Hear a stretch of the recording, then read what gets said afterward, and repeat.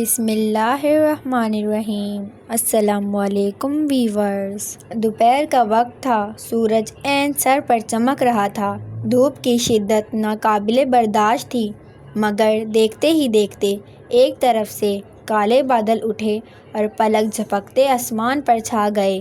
یہ کالی کالی گھٹائیں تھیں جنہوں نے پورے آسمان کو اپنی لپیٹ میں لے لیا۔ لوگ اپنے اپنے گھروں سے نکل کر باہر آ گئے اور کچھ اپنے گھر کی چھتوں پر ہواؤں کا مزہ لینے لگے۔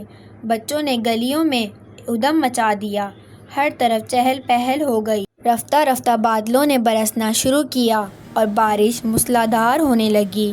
بچے، بوڑھے اور جوان، حتیٰ کہ عورتیں بھی دھوپ سے تنگ آ کر بارش میں نہانے لگے۔ یہ شاید کوئی ویرانہ تھا جہاں ہر طرف سناٹا پھیلا ہوا تھا۔ اس قدر خاموشی تھی کہ بارش کے گرنے کی آوازیں صاف طور پر سنائی دے رہی تھیں۔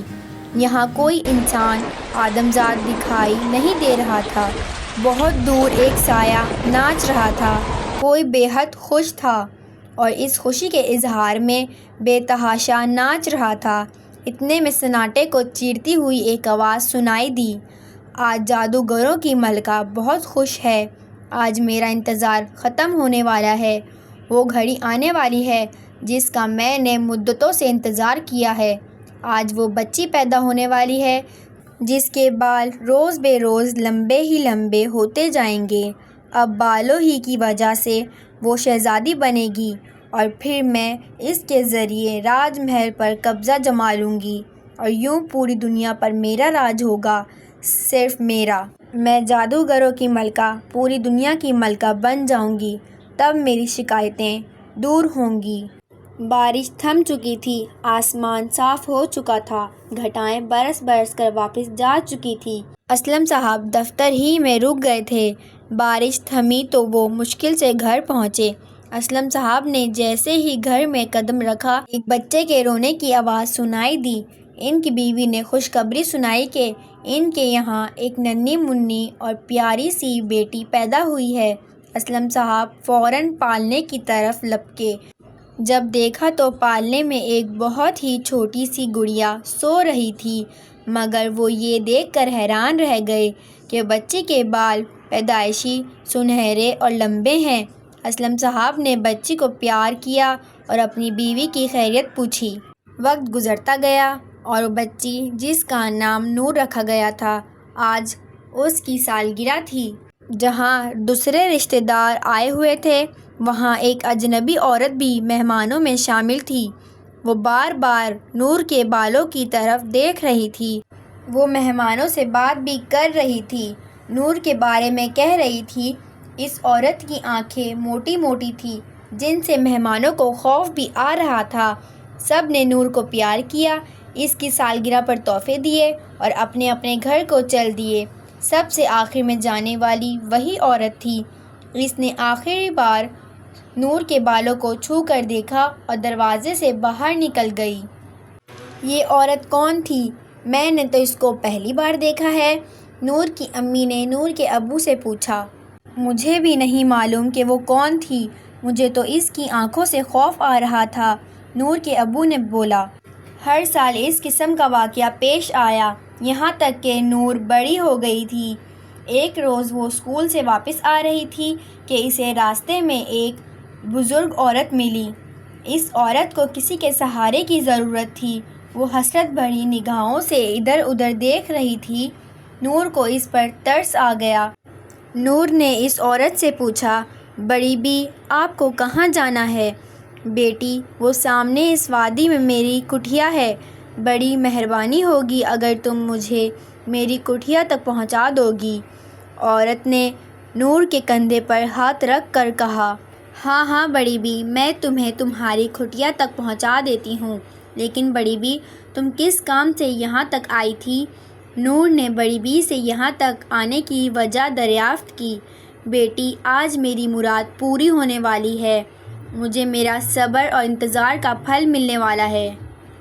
بڑی بی باتیں کرتی کرتی جا رہی تھی اور اس کی رفتار میں تیزی آتی جا رہی تھی۔ نور نے بڑی بی سے کہا، آپ کی کمزوری تو دور ہو گئی ہے، اب آپ تو اکیلی چل کر جا سکتی ہیں، کیا میں اپنے گھر جاؤں؟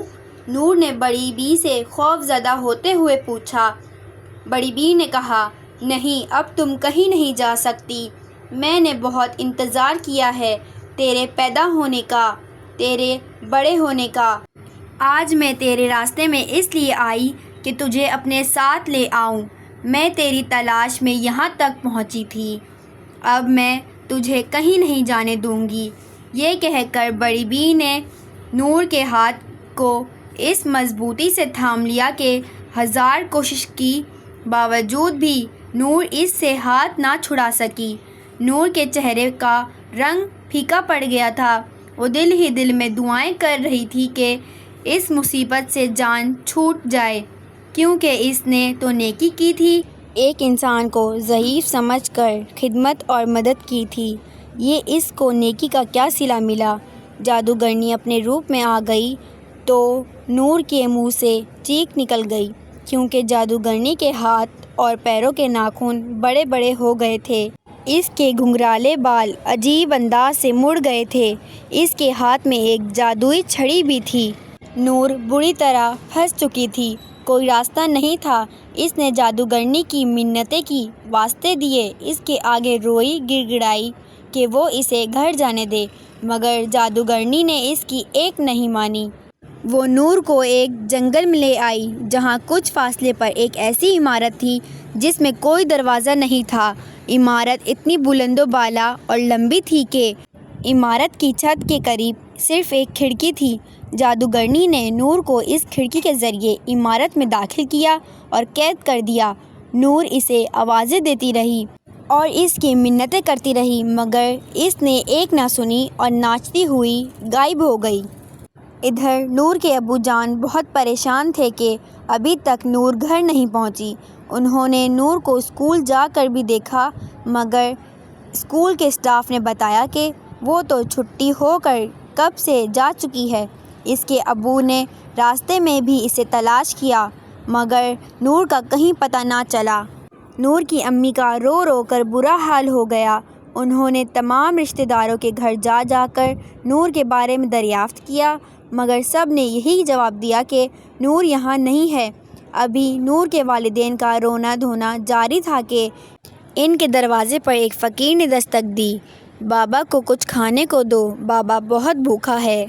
نور کی امی نے بابا سے کہا، بابا آج گھر میں کچھ نہیں پکایا، آج ہم بہت بری مصیبت میں ہیں۔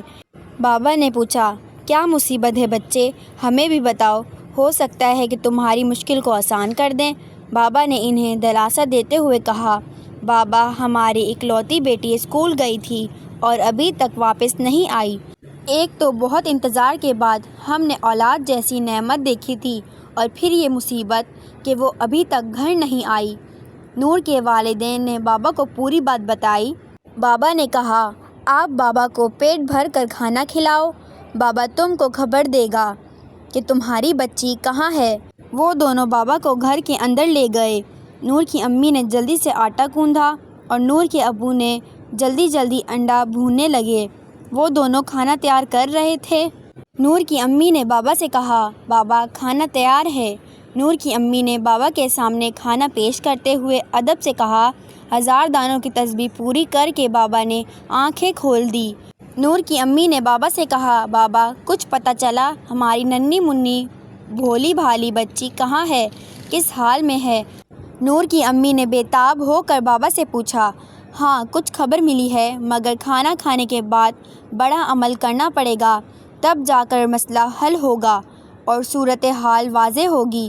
بابا نے ان کو سمجھاتے ہوئے کہا، بابا یہ لو کھانا کھا لو اور خدا کے لیے ہماری بچی کے بارے میں ہمیں بتا دو، وہ تو کبھی ہم سے اتنی دیر دور نہیں رہی۔ نور کی امی نے روتے روتے بابا سے کہا۔ بابا نے ہاتھ کے اشارے سے انہیں چپ رہنے کا اشارہ کیا اور کھانا کھانے لگا۔ بابا بہت ہی جلد کھانے سے فارغ ہو گیا، اس کے چہرے پر بھی پریشانی کے عالم تھے۔ بابا نے ایک بار پھر 1000 دانوں کی تسبیح کو پڑھنا شروع کیا۔ بابا کی آنکھ خود بخود بند ہو گئی تھی۔ کافی دیر کے بعد ایک عجیب و غریب آواز سنائی دی، بڑھیا بتا، تو نے نور کو کیوں اغوا کیا ہے؟ بابا نے بہت جلدی میں کہا۔ بڑھیا نے جواب دیا، میں نے اس کا برسوں سے انتظار کیا ہے، میں اس کو شہزادی بناؤں گی۔ ہمارے پڑوسی ملک کے راجا کا بیٹا شہزادہ ذوالفقار ایک ایسی لڑکی سے شادی کرنے کا خواہش مند ہے جس کے بال انتہائی لمبے، گھنے، سنہرے اور ریشمی چمکدار اور لمبے ہیں۔ شہزادہ ذوالفقار اسے دیکھتے ہی شادی کے لیے تیار ہو جائے گا اور میں نور پر جادو کے ذریعے چھا جاؤں گی۔ نور کی مدد سے اس کے راج محل پر قبضہ جما لوں گی، سب کو جادو کے ذریعے موت کے گھاٹ اتار دوں گی اور خود ملکہ بن جاؤں گی۔ پھر مجھے نور کی کوئی ضرورت نہیں رہے گی، پھر میں اسے تمہارے پاس بھیج دوں گی۔ جادوگرنی نے غضبناک لہجے میں کہا، نہیں، تمہیں نور کو آزاد کرنا ہوگا ورنہ اس کے ماں باپ رو دھو کر مر جائیں گے۔ بابا نے اسے باتوں میں لگانے کی بھرپور کوشش کی اور بابا اپنی کوشش میں نہایت کامیاب بھی رہا اور دونوں گھنٹوں لڑتے رہے۔ نور کی ماں باپ حیرت سے دونوں کا جھگڑا ہوتے ہوئے دیکھتے رہے اور اپنی بیٹی کی خبریں سنتے رہے۔ ادھر نور کھڑکی میں کھڑی کھڑی ادھر ادھر نظریں دوڑاتی رہی، مگر اس ویرانے اور سنسان جنگل میں اسے کوئی جانور بھی دکھائی نہ دیا۔ وہ آوازیں دیتی رہی مگر وہاں کوئی آدمزاد نہیں تھا۔ اچانک اس جنگل میں بکھرے ہوئے سوکھے پتوں کا شور سنائی دیا، جیسے کوئی جانور ان پتوں پر دوڑ رہا ہو۔ وہ سمجھ گئی کہ یہ کسی گھوڑے کی آواز ہے۔ نور کے چہرے پر خوشی اور امید کی کرن جگمگانے لگی، کیونکہ اس نے یہ محسوس کر لیا تھا کہ گھوڑے پر کوئی سوار بھی ہے۔ اچانک درختوں کے جھنڈ سے ایک گھوڑے سوار نمودار ہوا، جانو جوان، صحت مند، خوبصورت شخصیت کا مالک تھا۔ نور نے اسے دیکھتے ہی بچاؤ بچاؤ کی آوازیں لگانا شروع کر دی۔ گھوڑا سوار پہلے ہی پریشان دکھائی دے رہا تھا، شاید وہ راستہ بھول کر اس جنگل میں بھٹک گیا تھا اور اس طرف آ نکلا تھا۔ اس ویرانے میں بچاؤ بچاؤ کی آواز سن کر گھوڑے سوار نے اپنی تلوار کو نیم سے باہر نکالا اور آواز کی طرف لپکا۔ وہ جنگل میں ایک عمارت دیکھ کر حیران رہ گیا۔ اس نے سر اٹھا کر اوپر دیکھا تو ایک حسین و جمیل لڑکی نظر آئی۔ نور نے اسے دیکھا۔ گھوڑے سوار نے بتایا کہ وہ پڑوسی ملک کے راجا کا بیٹا ہے اور اس کا نام شہزادہ ذوالفقار ہے۔ وہ بھٹک کر ادھر نکل آیا، بلکہ قدرت تمہاری مدد کے لیے مجھے ادھر کھینچ لائی ہے۔ لیکن شہزادہ یہ دیکھ کر حیران رہ گیا کہ اس عمارت میں کوئی دروازہ نہیں ہے۔ اس نے نور سے کہا کہ وہ اس کی مدد کیسے کرے گا، اس کے پاس کیسے آئے۔ نور نے کچھ دیر سوچا اور پھر اپنے لمبے بال بل دے کر نیچے لٹکا دیے۔ شہزادہ ان بالوں کو پکڑ کر نور کے پاس پہنچ گیا۔ اوپر جاتے ہوئے شہزادہ رسی بھی اپنے ساتھ لے گیا جو شکار کے لیے وہ اپنے ساتھ رکھتا تھا۔ شہزادہ ذوالفقار نور کے بالوں کو بہت ہی غور سے دیکھنے لگا۔ نور نے شہزادے کو کہا، ہمارے پاس وقت نہیں ہے، جادوگرنی کسی بھی وقت آ سکتی ہے، لہٰذا ہمیں جلدی سے جلدی یہاں سے فرار ہونا ہوگا، جنگل پار کرنا ہوگا تاکہ اس کی جادو کی حدوں سے باہر نکلا جا سکے۔ شہزادہ سمجھ گیا۔ پہلے اس نے نور کو نیچے اتارا اور پھر خود بھی رسی کی مدد سے نیچے اتر گیا۔ وہ دونوں گھوڑے پر سوار ہو کر نکل گئے۔ بابا نے جادوگرنی سے کہا، اب تم کچھ بھی نہیں کر سکتی جادوگرنی، نور تمہاری پہنچ سے بہت دور جا چکی ہے۔ میں نے تمہیں اس لیے الجھائے رکھا تاکہ اس کو فرار ہونے کا موقع مل جائے۔ شہزادہ اپنی شہزادی کو لے گیا، تمہارا خواب چکنا چور ہو گیا۔ اب تمہیں تمہارے کالے جادو کی ایسی سزا دوں گا کہ تم آئندہ کسی کو اغوا کر کے قید نہ کر سکو۔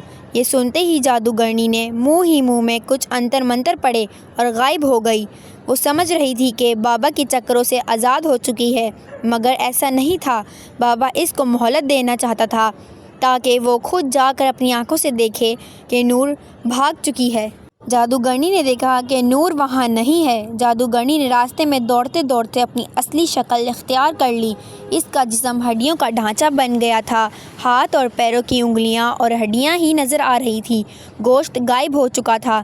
ہاتھوں اور پیروں کی انگلیوں کے ناخن بڑے بڑے اور نوکیلے ہو گئے تھے۔ بابا نے اپنے جادو کے ذریعے جادوگرنی کو اپنی طرف کھینچ لیا اور کہنے لگا، کیا اپنے کیے کی سزا نہیں پائے گی؟ تجھے بغیر سزا کے جانے دوں تاکہ تو پھر کوئی غریب اور شریف انسان کی بچی کو اغوا کر کے لے جائے؟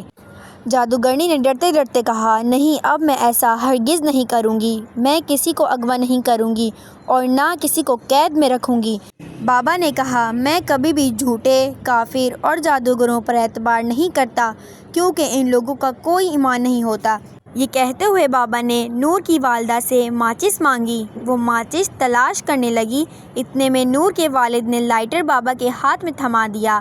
ایسے کرتے ہی جادوگرنی گڑگڑانے لگی اور بابا کی منتیں کرنے لگی کہ وہ آئندہ کسی کو کچھ نقصان نہیں پہنچائے گی، اسے معاف کر دیا جائے۔ لیکن بابا نے مسلسل لائٹر جلائے رکھا۔ آہستہ آہستہ جادوگرنی کی چیخیں بلند ہوتی گئیں۔ اب وہ غصے کے لہجے میں بولی، بس کرو بابا، اگر تم نے مجھے اور جلایا تو یاد رکھو میں بھی تمہیں جلا کر راکھ کر دوں گی۔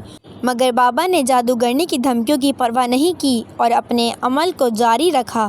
رفتہ رفتہ جادوگرنی کی آواز مدھم ہوتی گئی اور جادوگرنی جل کر راکھ ہو گئی۔ بابا نے اللہ تعالیٰ کا شکر ادا کیا اور سجدہ کیا کہ وہ اس جادوگرنی سے محفوظ رہا۔ بابا نے نور کے والدین سے کہا، اب بے فکر رہو، پڑوسی ملک کا شہزادہ ذوالفقار نور کو اپنے ساتھ اس جادوگرنی کی جنگل سے نکال کر لے گیا ہے۔ اس کو نور کے بال بے حد پسند آئے تھے اور وہ اس لڑکی سے ہی شادی کرنا چاہتا تھا، لہٰذا نور کے بے حد لمبے اور سنہرے بال اس کی خوبی بنے اور اسی خوبی نے اسے شہزادی بنا دیا۔ اب نور ساری عمر محل میں راج کرے گی، آرام و سکون کی زندگی بسر کرے گی، اور ہاں، بہت جلد وہ آپ کے پاس آئے گی اپنے شہزادے کے ساتھ۔ وہ دونوں بڑی آن بان اور بڑی شان و شوکت سے تم دونوں کو اپنے ساتھ لے جائیں گے۔ بابا یہ کہتے ہی رخصت ہو گیا۔